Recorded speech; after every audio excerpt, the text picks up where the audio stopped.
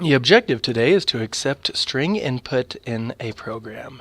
So in this lesson, students are introduced to the string data type as a way of representing arbitrary sequences of ASCII characters.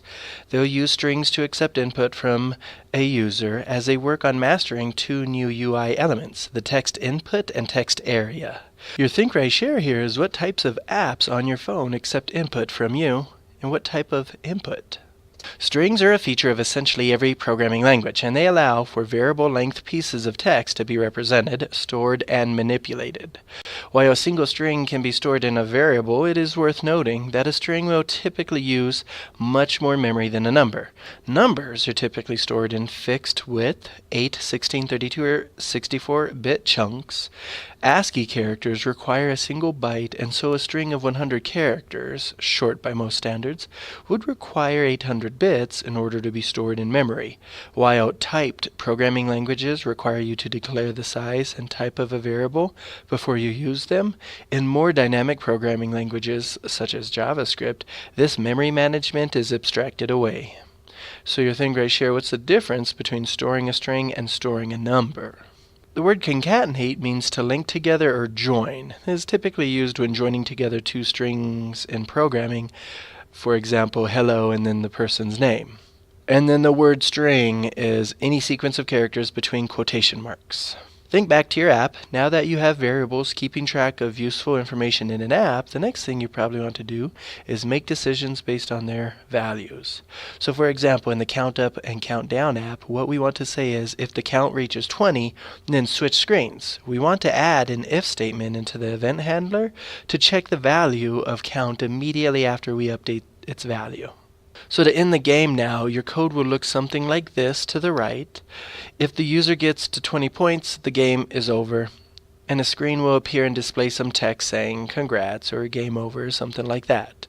Notice the two equal signs together is a way to compare values. So as you know, the simple equal signs means assign a value to a variable. So instead of saying count equals 20, it'd be count gets 20. So we need a different operator to check if one value is equal to another, and that operator is the two equal signs next to each other. So think, write, share, what does the two equal signs mean, and why do you need this operator? Most programming languages have a way to do this, to check to see if some condition is true, and if it is to do something, it's called an if statement. If statements are a big topic in and of themselves. You'll notice it has an empty space where you want to insert the condition that you want to check. And then let me say a little something about this typo that I'm going to leave. In English, when writing, you want that period to be inside the quotation marks. Now in programming, you're going to see it's the exact opposite. And since I'm talking about programming, I'm going to go ahead and just leave it in there. So back on track here, if the condition is true, then the block of code inside the curly braces is executed from top to bottom exactly once. If the condition is false, then the entire block of code is completely ignored. Your think, write, share, what is a if statement and what is a condition? The reason why we recommend that you read equal as gets is really to avoid confusion with the double equal sign, which to avoid confusion even further, many programmers read as equal equal. To state what should be obvious by this point, equals is for assigning a value to a variable, and double equals is for checking or testing to see what a value is. You can probably imagine the number of mistakes that beginners might make here. So my tip to you is if you continue to read code aloud in your head, using gets and equal equal might help you discover bugs in your code, or to avoid them in the first place.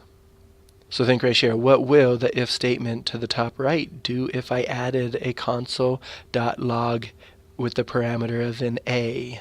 So once a condition is checked, program execution picks up at the end of the if statement and proceeds from there. This is why we need to check the value of count every time the up arrow is clicked. So that means the if statement must be written into the event handler for the up arrow and checked after we update the value of count. So here's what the full event handler should look like. On event, up button, comma, click, comma, function. So the code will take count and give gets count plus 1. And then set text will show a display label or show the element called count display label. So that's what the text is going to be doing, is showing inside this label how many times the button up here has been clicked. And down here, as soon as it gets to 20, you're going to go to a whole nother screen, and the screen will likely say something about game over. When I was first learning to code, one exercise I enjoyed doing was to write a narrative of the code using the picture of the blocky code. Here's my example. The onEvent function will take something I'm calling up button, and when the user clicks, the count will increase by 1. So see how I'm doing? I'm just writing what is going on in the code. So my 3 pieces of advice when you're overwhelmed with code: try writing a narrative, or just move on and come back later if you have time to inspect the code more closely. The last, maybe most helpful thing to do is click Remix and play around with the code to see what happens. The view inside of Remix in the App Lab is much better than the tiny screen they give you within the lesson. And think about it, you're in computer science class, so as a scientist, you're experimenting with things and changing variables or changing things in the experiment and then seeing what happens afterwards. And so with this advice said, I think it's a little better than the advice I often tell you in class. Take a deep breath, just try to relax and learn at your own pace. Don't get overwhelmed. And so right now we're going to go ahead and practice a little bit. If you get stuck, do some partner programming. That's another common thing in the industry. I want you to start on bubble 16 and really make it to 18. And when you find the bug in 18, you're going to post that on Canvas.